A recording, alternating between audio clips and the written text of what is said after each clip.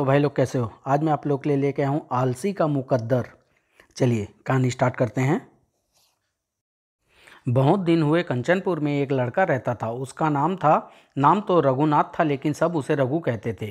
रघु बहुत आलसी और मूर्ख था, लेकिन अक्सर वह लखपति बनने के सपने देखा करता था। एक दिन उसकी माँ उसे घर का ध्यान रखने को कहकर किसी काम से बाहर गई थी। अभी माँ को गए कुछ ही देर हुई थी कि खर सपने में रघु को कुबेर देवता दिखाई दिए। रघु, हम तुमसे बहुत खुश हैं। तुम बहुत सीधे और अच्छे लड़के हो। हम तुम्हारा घर स्वर्ण मुद्राओं से भर देंगे। और कुबेर ने पर रघु पर स्वर्ण मुद्राओं की वर्षा आरंभ कर दी। आहा, इतनी स्वर्ण मुद्राएं! हा हा, मैं सबसे धनी हो गया। अभी उस पर स्वर्ण मुद्राओं की वर्षा हो रही थी कि उसकी माँ घर लौट आई। हाय हाय, कमबख्त मज़े से सो रहा है और कुत्ता सारा दूध चट किए जा रहा है। आज मैं भी इसे छठी का दूध याद दिलाकर रहूंगी। और तभी उसने डंडा उठाकर रघु की पिटाई आरंभ कर दी। आह कुबेर जी, जरा धीरे धीरे स्वर्ण मुद्राओं की वर्षा कीजिए। आह, मर गया। तभी डंडों की चोट से तिलमिलाकर रघु ने आंख खोल दी। हाय माँ, तूने सब सत्यानाश कर दिया। कुबेर देवता मुझ पर स्वर्ण मुद्राओं की वर्षा कर रहे थे और तू यहाँ मज़े से सो रहा है और कुत्ता सारा दूध पी गया। आज मैं तुझे नहीं छोड़ूंगी, आलसी नास पिटे। माँ, मेरी बात तो सुन। माँ, मैं सोया नहीं था। मैं तेरी कोई बात नहीं सुनूंगी। कमबख्त, तेरे आलस ने मेरा बेड़ा गर्क कर दिया। हाय, मेरा सब कुछ लूट गया। तेजी से दौड़ता हुआ रघु अचानक ठोकर खाकर गिरा। अब तुझे नहीं छोड़ूंगे नालायक। आज तेरे आलस का भूत पूरी तरह उतार कर रहूंगी। आह! माँ से बचने के लिए अचानक रघु जोर से बोला, माँ माँ, सांप तुम्हारे पीछे। माँ ने चौंक कर पीछे की ओर देखा। सांप कहाँ है? माँ, सांप तो घर से बाहर जा रहा है। अरे मरे नास पिटे, भाग जा भाग जा। अब तुझे कभी घर में नहीं घुसने दूंगी। लेकिन शाम तक घर से बाहर रहने पर भूख के मारे रघु की अकल ठिकाने आ गई। आखिर उसे घर लौटना पड़ा। माँ, मुझे माफ़ कर दे माँ, अब कभी आलस नहीं करूँगा, सब काम ठीक करूँगा। सच कह रहा है? भगवान की कसम खाकर कह। सच कह रहा हूँ, तुम्हारी कसम माँ, अब कभी आलस नहीं करूँगा। अरे मरे नास पिटे, मेरी ही कसम खा रहा है? हाँ हाँ, जानती हूँ, तू तो मुझे ही मारना चाहता है। सुन रहे हो रघु के बापू, तुम तो चले गए और मुझे इस दुष्ट के हाथों दुखी होने के लिए क्यों छोड़ गए? बू हु। अचानक तभी रघु के मुंह से निकल गया, बापू, माँ को अपने पास बुला क्यों नहीं लेते? अरे क्या कह रहा है? मुझे तू जीते जी अपने बापू के पास भेज रहा है? मैं तो पहले ही जानती थी तू मुझे मारना चाहता है। माँ, मैं तेरे हाथ जोड़ता हूँ, पाँव पड़ता हूँ, मुझे माफ़ कर दे। अब तू जो कहेगी वही करूँगा। माँ, मैं नगर में काम करने जाऊँगा। क्या कहा? तू काम करने जाएगा? अरे तो नालायक, यह बात तूने पहले क्यों नहीं कही थी? माँ, कहता कैसे? तुमने मुझे कहने का मौका ही कहाँ दिया था? और अगले दिन सुबह जब रघु खूब खा पीकर नगर जाने को तैयार हुआ, यह ले, मेरे पास यह 2 ही कंगन बचे हैं, इन्हें बेचकर कोई अच्छा सा काम करियो। माँ, तू चिंता न कर, ऐसा अच्छा काम करूँगा कि तू हमेशा याद करेगी। मेरी बात कान खोलकर सुन ले, कहीं रास्ते में सो नहीं जाना, खूब कमा कर लाना। नहीं सोऊंगा माँ, कहीं नहीं सोऊंगा और खूब कमा कर लाऊंगा। कुछ देर पहुंचकर रघु ने मुड़ कर देखा। अभी तक दरवाजे पर खड़ी है, मुझे देख रही है। घर में कभी चैन से सोने नहीं दिया। चलो अब नगर में पहुंचकर खूब सोऊंगा। बहुत देर तक चलने के बाद रघु एक बाग के पास पहुंचा। रघु उस बाग में जाकर ठंडी छाया में बैठ गया। तभी उसे बैठे कुछ ही देर हुई थी कि एक बहेलिया उधर आ निकला। चलो बातें करने के लिए एक साथी तो आया।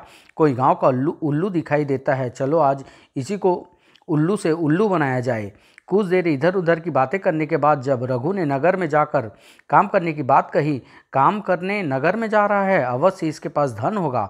अरे भैया, लेकिन नगर में काम कैसे करोगे? काम करने के लिए तो बहुत सारे धन की ज़रूरत होती है। यह समझता है कि मेरे पास धन नहीं, खाली हाथ हूँ, मूर्ख कहीं का। माँ ने मुझे असली सोने के 2 कंगन दिए हैं, इन्हें बेचकर कोई काम करूँगा। सोने के चमकते कंगन देख बहेलिया के मन में कंगन हड़पने की तरकीब कुल बुलबुलाने लगी। इन कंगनों को बेचकर भी तुम कोई काम नहीं कर सकोगे। हाँ, मैं तुम्हें एक तरकीब बता सकता हूँ। तरकीब? हाँ भैया, जल्दी से कोई तरकीब बताओ। धन कमा कर नहीं लौटा तो मेरी माँ घर में नहीं घुसने देगी। देखो भैया, यह जो मेरे पास उल्लू है, यह ऐसा ऐसा वैसा उल्लू नहीं, लक्ष्मी जी का वाहन है। इस पर बैठकर लक्ष्मी जी लोगों के घर जाती है। सच भैया? लक्ष्मी जी का उल्लू? जय लक्ष्मी मैया की। हाँ भैया, यह उल्लू जमीन में गड़े धन का पता बताता है। भैया, तुम्हारी मेहरबानी, तुम कितने अच्छे हो। यह लो कंगन, मुझे यह उल्लू दे दो, मैं जीवन भर तुम्हारा उपकार नहीं भूलूंगा। और बहेलिया ने कंगन लेकर रघु को वह उल्लू दे दिया। उल्लू खरीद कर रघु गांव की ओर चल दिया और बहेलिया नगर की ओर। दोनों सोच रहे थे कैसा उल्लू बनाया। जंगल से पकड़ा उल्लू उसे लक्ष्मी का वाहन बताकर भेज दिया। बड़ा मजा आएगा जब उल्लू उसे छिपे धन का पता नहीं बताएगा। ही अब मैं सबसे बड़ा धनी बनूंगा। यह उल्लू मेरे घर में धन की वर्षा करेगा। 2 कंगन देकर उस मूर्ख से लक्ष्मी जी का वाहन उल्लू ले लिया। ही गांव में जब माँ को जाकर उल्लू की सारी कहानी सुनाऊंगा तो माँ बहुत खुश होगी, मुझे बहुत प्यार करेगी। रघुनाथ गांव पहुंचा। अरे यह क्या, नगर से उल्लू खरीद कर लाए हो? अरे रघु भैया, अब क्या उल्लू पालोगे? अरे उल्लू उल्लू तोता मैना तो सभी पालते हैं, अब तू क्या उल्लू पालेगा? उल्लू मुझे उल्लू कह रहे हैं। कल यही सब आकर मेरे पांव पकड़कर कहेंगे रघुनाथ सेठ हमें माफ़ कर दो। आगे चलने पर गांव के बच्चे ने उन्हें घेर लिया। रघु भैया लाए उल्लू, उल्लू भैया लाए उल्लू। भाग जाओ नहीं तो लाठी मार मार कर एक एक की टांग तोड़ दूंगा। उनसे पीछा छुड़ाकर रघु जब घर में पहुंचा, अरे तू लौट आया और इस पिंजरे में क्या है? उल्लू? नास पीटे नालायक, तू उल्लू क्यों लाया है? माँ यह ऐसा वैसा उल्लू नहीं, 2 कंगन देकर लाया हूँ। क्या कहा? सोने के 2 कंगनों के बदले तू यह उल्लू लाया है? अरे उल्लू, तेरी अक्ल क्या घास चरने चली गई थी? हाय हाय, मैं लूट गई, मैं बर्बाद हो गई। मरे नास पीटे, निकल जा मेरे घर से, अब तुझे यह उल्लू ही रोटी खिलाएगा। माँ मेरी बात तो सुनो माँ, मर गई तेरी माँ। अब कभी घर में घुसा तो हड्डी पसली एक कर दूंगी। रघु भागता हुआ बहुत दूर तक चला गया। जब उसने पलट कर देखा, अरे माँ नहीं है, चलो जान बची। मूसल मार मार कर हाथ पांव ढीले कर दिए। इस पेड़ के नीचे बैठकर आराम करना चाहिए। सुबह घर से निकला, शाम को हाथ थक कर घर लौटा। माँ ने मेरा हाल चाल भी नहीं पूछा, हलवा पूरी भी नहीं खिलाई, उल्टे हाय मूसल से मेरी कमर तोड़ दी। कुछ ही देर में वहाँ रघु के खर्राटे गूंजने लगे। यह भी कैसा उल्लू है, दोपहर से अब तक न तो खुद खाया है और न ही मुझे कुछ खिलाया है। और जब रघु की नींद खुली तो ओह रात हो गई। अब उल्लू से धन का पता पूछकर धन लेकर घर लौटना चाहिए। माँ धन देखेगी तो गले से लगा लेगी। उल्लू जी जल्दी से मुझे धन का पता बताओ। और जब उल्लू कुछ नहीं बोला तो रघु ने पिंजरे को फेंक मारा। मार दिया, मार दिया। उल्लू को मनुष्यों की तरह बोलता देख रघु हैरान रह गया। मुझे माफ़ कर दो उल्लू देवता, मुझसे बहुत बड़ी गलती हो गई। अब कभी ऐसी गलती नहीं करूँगा। अपने कान पकड़ता हूँ। उल्लू तुम नहीं, मैं हूँ। अच्छा अच्छा, पहले मुझे इस पिंजरे से बाहर निकालो, फिर मैं तुम्हें धन का पता बताऊंगा। लेकिन एक बात याद रखना, मैं एक दिन में एक बार ही बताता हूँ। और जब रघु ने उल्लू को पिंजरे से निकाल दिया, अरे यह तो उड़ गया, कहीं सचमुच मुझे उल्लू तो नहीं बना गया? ओ बड़े भाई उल्लू, मुझे धन का पता तो बताते जाओ, तुम भी चले गए तो मैं क्या करूँगा? अरे मेरे पीछे चले आओ, मैं तुम्हें जमीन में गड़े धन के पास ले जा रहा हूँ। जंगल में पहुंचकर उल्लू नीचे उतरा। रघु इस पेड़ के नीचे धन छिपा हुआ है, तुम गड्ढा खोद कर निकाल लो।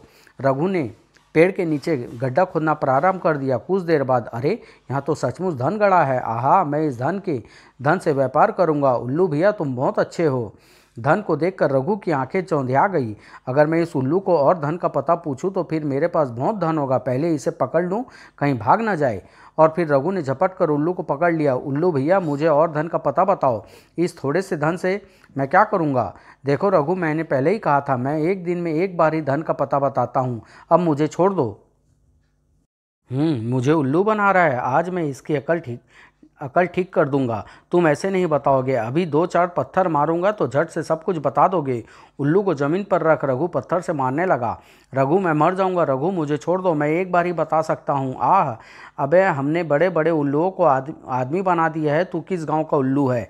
फिर कुछ देर बाद, अरे यह उल्लू कुछ बोल क्यों नहीं रहा? अरे यह तो मर गया, अब मुझे धन का पता कौन बताएगा? हाय, मैं लखपति कैसे बनूंगा? और फिर उस गड्ढे से धन निकालकर रघु गांव की ओर चल दिया। आधी रात को रघु घर पहुंचा। माँ माँ, दरवाज़ा खोलो, देखो मैं कितना धन लाया हूँ। माँ, उल्लू ने ढेर सारा धन दिया है। यह मुझे बेवकूफ़ बना रहा है। इस तरह दरवाज़ा खुलवा कर यह रोटी मांगेगा। पहले खिड़की में से धन फेंक कर दिखा, मैं भी तो देखूं कैसा धन लाया है। और जब रघु ने खिड़की से स्वर्ण मुद्राएं अंदर फेंकी तो अरे, यह आलसी तो सचमुच धन ले आया, स्वर्ण मुद्राएं। उसने झट से दरवाज़ा खोलकर रघु को गले लगा लिया। रघु मेरे प्यारे बेटे, अरे मुझे तो पहले ही पता था तू ऐसा वैसा उल्लू थोड़ी ही लाएगा। चल बेटा भीतर चल, मैं अभी तुझे हलवा पूड़ी खीर बनाकर खिलाती हूँ। माँ हलवा पूड़ी तो सुबह बनाकर खिला देना, अभी तो जो घर में रखा है उसे ले आओ, बहुत जोर की भूख लगी है। अगले दिन माँ मैं सारा धन लेकर नगर में जाऊँगा, वहाँ व्यापार करूँगा और फिर एक बहुत बड़ी हवेली बनाऊँगा। फिर मैं तुम्हें भी वहाँ बुला लूँगा। फिर मैं तेरा ब्याह करूँगी, चांद सी दुल्हन लाऊंगी। अरे बेटा तू रुक क्यों गया, ले और खा, इतना तो चिड़िया ही खाती है। बस माँ बहुत खा लिया, मुझे बहुत दूर जाना है, अब मुझे जाने दे, नगर में पहुंचकर व्यापार भी करना है। सारा धन एक पोटली में बांधकर रघु नगर की ओर चल दिया। नगर में पहुंचकर रघु सारा दिन इधर उधर घूमता रहा, लेकिन उसे कोई काम समझ नहीं आया। आखिर हार थक कर वह एक कबाड़ी की दुकान पर पहुंचा। आओ भैया आओ, घर गृहस्थी की सभी चीज़ें हैं मेरी दुकान में, बोलो तुम्हें क्या खरीदना है। भैया खरीदना कुछ नहीं, बस एक बात पूछनी है। बात पूछनी है तो कहीं और जाओ, मेरे पास तुम्हारी बात का जवाब देने के लिए समय नहीं है। दुकान के सामने से हटो, ग्राहक आ रहा है। कबाड़ी ने एक युवती को दुकान की ओर आते देखा। बोलो माताजी क्या खरीदना है। मूर्ख, मुझे माताजी कहता है, अभी तो मेरी शादी भी नहीं हुई। और युवती मुड़कर दूसरी ओर चली गई। देखा, तुमने मेरा एक ग्राहक लौटा दिया, जल्दी बोलो क्या पूछना है तुम्हें। भैया हम तो नगर में व्यापार करने आए थे, सुबह से शाम हो गई, लेकिन समझ नहीं आ रहा काम क्या करूं। व्यापार करने के लिए तो बहुत सा धन चाहिए, तुम्हारी गांव में भी कुछ दाम है। तभी रघु ने पोटली खोल कर दिखाई तो कबाड़ी की आंखें खुशी से चमक उठी। अरे अरे जल्दी से पोटली बांध ले, अगर किसी चोर उचक्के ने देख लिया तो सब माल उसकी जेब में होगा और तुझे रसीद भी नहीं मिलेगी। एकदम मूर्ख लगता है इसे, या कुल्हाड़ी जादू की कुल्हाड़ी बताकर बेच देता हूँ। इतने धन से कोई व्यापार नहीं होगा। हाँ मेरे पास एक जादू की कुल्हाड़ी है, एक पेड़ काटोगे तो 10 अपने आप कर देंगे, तुम्हें कुछ काम नहीं करना पड़ेगा। लेकिन मैं इस कुल्हाड़ी का क्या करूँगा, मैं तो व्यापार करने आया हूँ। अरे भाई वही तो बता रहा हूँ, सुनो, पेड़ों की लकड़ियाँ बेचकर तुम कुछ ही दिनों में लखपति बन जाओगे। सच, लकड़ियाँ बेचकर मैं लखपति बन जाऊंगा? हाँ, फिर तुम्हारी नगर में बहुत बड़ी हवेली होगी, तुम्हारी शादी होगी, गोरी गोरी दुल्हन आएगी। अच्छा तो मेरा सारा धन लेकर मुझे यह जादुई कुल्हाड़ी दे दो। यह लो भैया, लाखों की चीज़ तुम्हें सस्ते में दे रहा हूँ, तुम भी क्या याद रखोगे, कोई कबाड़ी वाला मिला था। कुल्हाड़ी लेकर रघु जल्दी जल्दी गांव की ओर चल दिया। अभी कुछ दूर ही चला था कि उसे माँ की बात याद हो आई। नहीं नहीं, मैं गाँव नहीं जाऊँगा, माँ कुल्हाड़ी देखते ही मुझे काट खाने को दौड़ेगी। आज रात किसी धर्मशाला में ठहर जाता हूँ, कल सुबह जंगल में जाकर खूब लकड़ियाँ काटूंगा, फिर उन्हें बेचकर जब लखपति बन जाऊंगा तो फिर गांव जाऊंगा। यह सोचकर रघु उस रात एक धर्मशाला में ठहर गया। दूसरे दिन जंगल में पहुंचकर रघु पेड़ काटने लगा। सुबह से दोपहर हो गई, लेकिन रघु से एक पेड़ भी नहीं कट पाया और तो उसे गुस्सा आ गया। कबाड़ी का बच्चा कह रहा था जादू की कुल्हाड़ी है, एक पेड़ काटोगे तो 10 कट जाएंगे। अरे इससे तो एक पेड़ भी नहीं कटा। रघु ने गुस्से से कुल्हाड़ी को जमीन पर फेंक मारा। उई उई, अरे यह कुल्हाड़ी तो बोल रही है, सचमुच यह तो जादू की कुल्हाड़ी है। कुल्हाड़ी देवी मुझे माफ़ कर दो। रघु, मैं जादू की कुल्हाड़ी हूँ, लेकिन यह बात वह कबाड़ी नहीं जानता था। उसने तुम्हें ठगने की कोशिश की थी, लेकिन मैं तुम्हें नहीं ठगूंगी। तुम उस पेड़ के नीचे आराम से बैठो, मैं अभी लकड़ियाँ काटकर ढेर लगा देती हूँ। और कुल्हाड़ी ने पेड़ों को काटना शुरू कर दिया। कुछ ही देर में कुल्हाड़ी ने कई पेड़ काटकर लकड़ियाँ का ढेर लगा दिया। अरे बाप रे, इतनी सारी लकड़ियाँ, अब इन्हें नगर में कैसे ले जाऊँगा। अरे तुम चिंता क्यों कर रहे हो, मैं इन लकड़ियों को उठाकर ले चलती हूँ, तुम मेरे पीछे पीछे चलो। और कुल्हाड़ी लकड़ियों को उठाकर नगर की ओर चल दी। रघु उसके पीछे पीछे दौड़ रहा था। काफ़ी देर चलने से रघु थक गया था। हम कुल्हाड़ी देवी सुनो, अब मुझसे चला नहीं जाता, रुक जाओ। रघु तुम थक गए, आओ लकड़ियों के इस ढेर पर बैठ जाओ, मैं तुम्हें भी उठाकर ले चलूंगी। रघु को लकड़ियों के ढेर पर बैठाकर कुल्हाड़ी फिर नगर की ओर उड़ने लगी। नगर में पहुंचकर रघु एक लकड़ी वाले की दुकान के सामने गट्ठर सहित उतर गया। उसे देखकर दुकानदार बहुत आश्चर्यचकित हुआ। रघु उसके पास पहुंचकर बोला, लाला जी, यह लकड़ियां बेचने के लिए लाया हूं। लाओ भाई लाओ, यह लो 1 रुपया, कल भी मेरी दुकान पर ही लकड़ियाँ लाना। और इस तरह लकड़ियाँ बेच बेच कर रघु ने कुछ ही दिनों में बहुत सारा धन कमा लिया। एक दिन, रघु खड़े खड़े क्या सोच रहे हो? लाला जी, धन तो बहुत कमा लिया, अब सोच रहा हूँ किसी सुंदर लड़की से विवाह हो जाए। लेकिन सुंदर लड़की, यही मौका है इस मूर्ख से कुल्हाड़ी हड़पने का। यह सोचकर दुकानदार ने कहा, इस तोते को देख रहे हो, यह ऐसा वैसा तोता नहीं, जादू का तोता है। यह तुम्हें उस लड़की के पास ले जाएगा जिससे तुम्हारा विवाह होगा। और यह तोता मैं तुम्हें कुल्हाड़ी के बदले दे सकता हूँ। सच लाला जी, आपकी बहुत मेहरबानी होगी। यह लो कुल्हाड़ी और यह तोता मुझे दे दो। कुल्हाड़ी के बदले तोता लेकर रघु खुशी खुशी गांव की ओर चल दिया। गांव की ओर जाते हुए रघु को अचानक माँ की बात याद आ गई। अरे बाप रे, अगर माँ मैं इस तोते को लेकर गांव में गया तो माँ मूसल से मेरी पिटाई कर देगी। मैं यहीं नगर में रहकर कोई दुल्हन ढूंढूंगा। और यह सोचकर रघु उल्टे पांव लौट पड़ा। नगर में पहुंचकर रघु ने तोते से कहा, हीरामन, मुझे दुल्हन के पास ले चलो। कैसा मूर्ख है, मुझे पिंजरे में बंद करके दुल्हन के पास ले जाने को कह रहा है। अरे यह तो कुछ बोल ही नहीं रहा। कहीं लकड़ी वाले ने मुझे ठग तो नहीं दिया। पहले मैं इसे हरी मिर्च खिलाता हूँ। तोते को कई हरी मिर्च खिलाने के बाद, हीरामन, अब जल्दी मुझे दुल्हन के पास ले चलो, नहीं तो तुम्हारे हाथ पांव तोड़कर सामने के कुएं में फेंक दूंगा। रघु भाई, पहले मुझे इस पिंजरे से बाहर निकालो, फिर मैं तुम्हें दुल्हन के पास ले चलूंगा। रघु ने पिंजरे से तोते को बाहर निकाला और तोता उड़कर पेड़ पर जा बैठा। अरे हीरामन, तुम तो ऊपर पेड़ पर बैठ गए, मुझे दुल्हन के पास ले चलो ना, मैं तुम्हें हरी मिर्च खिलाई है। तोता उड़कर चल दिया। अच्छा, मेरे पीछे चलो, मेरे पीछे पीछे चले आओ रघु भाई, मैं तुम्हें दुल्हन के पास ले चलता हूँ। तोते के पीछे अंधाधुंध दौड़ता हुआ रघु एक पत्थर से ठोकर खाकर गिरा। ओह ओह, मैं मर गया, मेरे घुटनों में चोट लग गई। कमबख्त मुझे किसी लड़की के पास ले जाएगा। फिर कुछ देर बाद, अरे यह तो बैलगाड़ी पर बैठा है, यहाँ तो कोई लड़की नहीं है। यह तो क्या मैं इस बुढ़िया से विवाह करूँगा। बैलगाड़ी से उड़कर तोता राजपथ की ओर उड़ चला। राजपथ पर राजकुमारी की सवारी जा रही थी। अचानक तोता राजकुमारी के हाथी पर जा बैठा।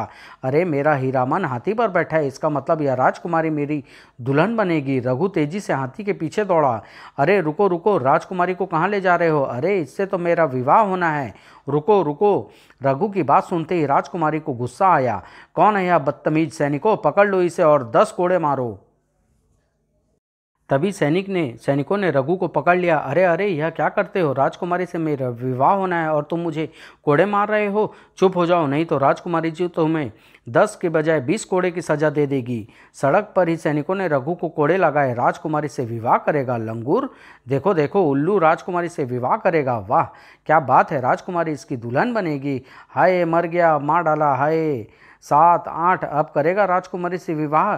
नहीं, अब नहीं, कभी नहीं। मैं तो क्या, मेरी 7 पीढ़ियाँ भी राजकुमारी से विवाह नहीं करेगी। आह। 10 कोड़े लगाकर सैनिक रघु को सड़क किनारे छोड़ गए। हाय मर गया, तोते के बच्चे, मुझे मरवा कर खुद भाग गया। हाय मैं बर्बाद हो गया। हाय मेरी कुल्हाड़ी, मैं भागा कहाँ हूँ। रघु भाई, मैं तुम्हें कोड़े खाते हुए देख रहा था। हाय मुझे कोड़े खाते हुए देख रहा था। अबे हीरामन के बच्चे, एक बार तू मेरे हाथ में आ जा। तेरा एक एक पंख अलग नहीं कर दिया तो मेरा नाम रघुनाथ नहीं। हाय मर गया रघुनाथ, ही गांव में रघु, नगर में रघुनाथ। अबे मेरा मजाक उड़ा रहा है, उड़ जा मेरे सामने से, नहीं तो पत्थर मार कर तेरी चटनी बना दूंगा। रघु भाई गुस्सा मत करो, तुम्हारा विवाह इसी राजकुमारी से होगा। अबे 10 कोड़े तो खिलवा दिए, अब क्या मुझे फांसी पर चढ़वा कर ही दम लेगा। भाग जा यहाँ से। हाय मेरी कमर तो उधेड़ दी। हाय। रघु को वहाँ बैठे कुछ देर ही हुई थी कि उसने लोगों को भाग कर आते हुए देखा। भागो भागो, राक्षस आ गया, बचाओ बचाओ, हाय मेरा बेटा। तभी रघु ने सामने की ओर देखा, दूर से एक राक्षस उधर आता दिखाई दिया। अरे बाप रे, राक्षस, भागो नहीं तो पकड़ कर खा जाएगा। रघु दौड़कर पास ही एक बड़े पेड़ के पीछे छिप गया। थोड़ी देर में राक्षस उसके सामने से गुजरता हुआ आगे की ओर चला गया। हु हा हा हा। रघु वहाँ से भागकर जाने की सोच ही रहा था कि उसे फिर राक्षस लौट कर आता हुआ दिखाई दिया। लेकिन इस बार उसने उस हाथी को उठा रखा था जिस पर राजकुमारी बैठी थी। आ हा हा हा। राजकुमारी, बचाओ बचाओ, कोई मुझे इस राक्षस से बचाओ। उस राज्य में भयंकर राक्षस का उत्पात फैला हुआ था। वह अपनी इच्छा से अपने शरीर को छोटा या बड़ा कर लेता था। जब भी राक्षस किसी नगर में आता, अनेक लोगों को मार डालता। राजा के सैनिक भी उसे नहीं मार पाते थे क्योंकि उसके शरीर पर तीर तलवार का कोई असर नहीं होता था। जब राक्षस कुछ दूर चला गया, अरे यह राक्षस तो राजकुमारी को उठाकर ले जा रहा है। हीरामन तो कह रहा था कि राजकुमारी मेरी दुल्हन बनेगी। हाय अब मेरा विवाह कैसे होगा। तो रोता सुबकता रघु उसी पेड़ के नीचे बैठ गया। तभी पेड़ से उतरकर तोता उसके कंधे पर आ बैठा। हीरामन, राजकुमारी को तो राक्षस ले गया, अब मेरा विवाह कैसे होगा। रघु, इस राक्षस को मारने का कोई उपाय सोचो, विवाह तो तुम्हारा इसी राजकुमारी से होगा। रघु के कंधे पर बैठे तोते को बोलते हुए एक कसाई ने देखा जो जंगल से एक बकरी को पकड़ कर लाया था। अरे बोलने वाला तोता, इस लड़के से किसी तरह इस तोते को हथियाना चाहिए। कसाई उसके पास आया। ओ भैया, क्या तुम अपने उस तोते को बेचोगे? क्यों ना, इस तोते को इस आदमी को बेच दूं, 2-4 पैसे भी मिल जाएंगे और इससे पीछा भी छूट जाएगा। यह सोचकर रघु ने तोते को झट से पकड़ लिया। हाँ हाँ, ले लो भैया, मैं इससे अपनी जान छुड़ाना चाहता हूँ, लेकिन तुम कितने पैसे दोगे? अरे यह तो पैसे मांगता है, मैं भी इसे जादू की बकरी बताकर ठगता हूँ। यह सोचकर वह कसाई बोला, सुनो भैया, यह ऐसी वैसी बकरी नहीं, जादू की बकरी है। इसका दूध जमकर सोना बन जाता है। मैं तो इसे राजा को बेचने जा रहा था, तो क्या तुम मेरे तोते के बदले में यह बकरी मुझे दोगे? बकरी तो बहुत कीमती है, लेकिन तुम सीधे साधे लगते हो, इसलिए तुम्हें दे देता हूँ। यह लो भैया, यह तोता मुझे दे दो। बकरी के बदले तोता लेकर वह कसाई जल्दी जल्दी वहां से चल दिया। घर जाकर जब बकरी का दूध निकालेगा तो मूर्ख को पता चलेगा। ही जब तोता उसे किसी मुसीबत में फंसाएगा तो मज़ा आएगा और मैं दूध का सोना बनाकर खूब धनी बन जाऊंगा। मैं कुछ दूर चलकर बकरी ने चलना बंद कर दिया। अरे यह तो चलती ही नहीं, मैं इसे कंधे पर उठाकर ले चलता हूँ। गांव में जब सबके सामने दूध का सोना बनाकर दिखाऊंगा तो सब बहुत हैरान होंगे, सब मुझे सेठ रघुनाथ कहेंगे। ही बकरी को लेकर रघु जंगल में पहुंचा। ओह, इस बकरी ने तो बुरी तरह थका दिया। मुझे भूख भी लगाई है, लेकिन यहाँ मुझे खाने के लिए क्या मिलेगा? अरे इस बकरी का दूध निकाल कर पीता हूँ, किसी तरह पेट तो भरेगा। गांव में पहुंचकर दूध निकालूंगा तो उसे जमा कर सोना बना लूंगा। यह सोचकर रघु एक पेड़ के नीचे बकरी को बांधकर दूध निकालने लगा, लेकिन बहुत देर तक कोशिश करने के बाद भी बकरी ने एक बूंद दूध भी नहीं दिया तो वह गुस्से से भर उठा। मैं लगता है यह बिना मार खाए दूध नहीं देगी। तभी रघु ने पास के एक पेड़ से लकड़ी तोड़ी और बकरी की टांगों पर जोर जोर से मारने लगा। दूध नहीं देगी तो मार कर सीधा कर दूंगा। हमें ही नखरे दिखाती है। मैं उधर वह राक्षस राजकुमारी को घने जंगल में लेकर पहुंचा। अब वह अपने सामान्य कद में आ चुका था। हा हा हा, राजकुमारी, अब तुम्हें मेरे साथ विवाह करना होगा। नहीं, मैं तुमसे विवाह नहीं करूंगी, तुम दुष्ट हो। अगर तुम मुझसे विवाह नहीं करोगी तो मैं तुम्हें खा जाऊंगा। आह हा हा। अचानक राक्षस हंसना छोड़कर जोर जोर से चिल्लाने लगा। आह आह, मेरी टांग में यह दर्द कैसे हो रहा है? आह हाय, मैं मर गया। कौन है जो मेरी टांग तोड़ रहा है?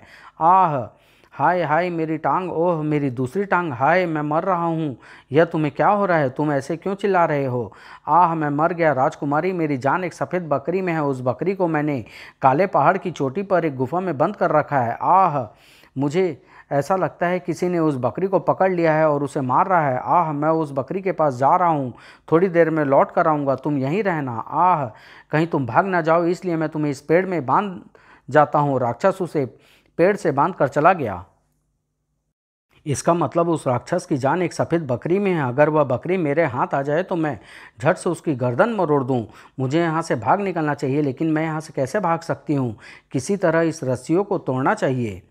तभी राजकुमारी को अपना हाथी उधर आता दिखाई दिया। अरे मेरा ऐरावत इधर ही आ रहा है, आओ आओ मेरे पास आओ ऐरावत, मुझे राक्षस की कैद से छुड़ाओ। जब ऐरावत उसके पास आया तो ऐरावत, इन रस्सियों को तोड़ दो, जल्दी करो, नहीं तो राक्षस आ जाएगा। कुछ ही देर में ऐरावत ने राजकुमारी के बंधन खोल दिया और फिर राजकुमारी ऐरावत पर बैठकर चल पड़ी। जंगल में जाते हुए अचानक राजकुमारी की दृष्टि रघु पर पड़ी। सफ़ेद बकरी की ओर देखते ही राजकुमारी चौंक पड़ी। अरे सफ़ेद बकरी, लगता है इसी बकरी में राक्षस की जान है। रघु के पास पहुंचकर राजकुमारी हाथी से उतरी। अरे यह तो वही मूर्ख है जो मुझसे विवाह की बात कर रहा था।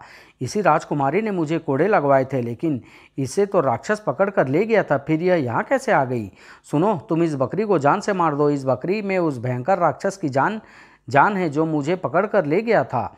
राजकुमारी, अब कौन सा नई चाल चल रही हो? मैं इस बकरी को नहीं मारूंगा, मेरी प्यारी बकरी, और यह भी नहीं भूलूंगा तुमने मुझे कोड़े लगवाए थे।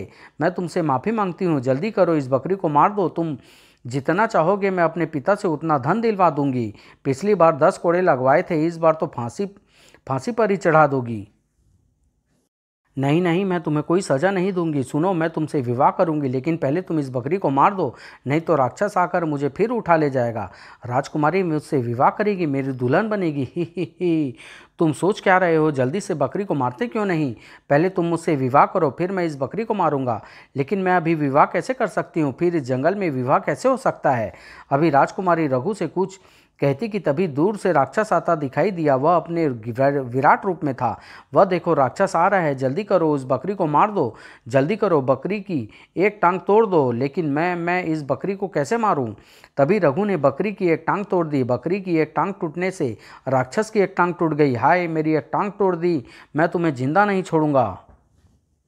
रघु ने बकरी की दूसरी टांग तोड़ी तो राक्षस नीचे गिर पड़ा। हाय, मेरी दोनों टांग तोड़ दी, मैं तुम दोनों को खा जाऊंगा। रघु, इसके हाथ भी तोड़ दो। यह लो, अब इसके दोनों हाथ तोड़ रहा हूँ। बकरी के अगले पांव टूटते ही राक्षस के दोनों हाथ भी टूट गए। आह आह, मेरे दोनों हाथ भी तोड़ दिए। और तभी रघु ने बकरी की गर्दन मरोड़ दी। राक्षस तुरंत मर गया। रघु और राजकुमारी हाथी पर बैठकर नगर में पहुंचे। राजकुमारी को वापस लौटा देख नगरवासी प्रसन्नता से झूम उठे। राजकुमारी को सकुशल देख राजा बहुत खुश हुआ। उसने रघु के साथ राजकुमारी के विवाह की घोषणा कर दी। अगले ही दिन दोनों का विवाह हो गया। रघु इस खुशी के अवसर पर अपनी माँ को बुलाना न भूला था। समाप्त।